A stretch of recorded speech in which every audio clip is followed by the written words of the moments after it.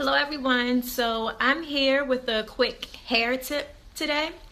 What I have on is a little unit or wig. I like to say wig, I know some people say unit, that I made like a year ago.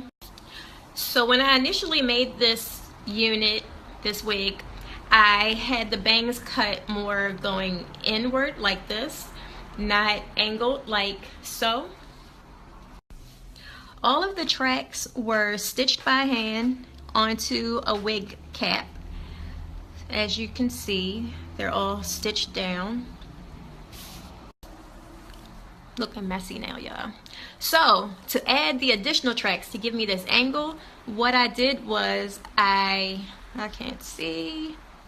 Okay, I used micro beads. It's quick, easy.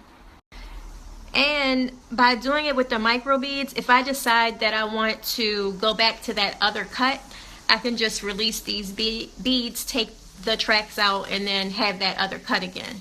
So it's good if you want to switch it up. So yeah, that's what I did. You can't see them. I can wear this different ways, like the way I cut it anyway. I could kind of swoop it over to the side. You don't feel them, they're flat. So again, this is just a quick tip on if you don't really feel like breaking out your needle and thread to add more tracks to your existing unit, you can try this method and see how it works for you. So thanks for watching, guys. If you like the little tip segments or whatever, let me know and I'll do more. Or if you want to do product reviews or whatever, like let me know. Hit your girl if I do them for you. I will do it for you.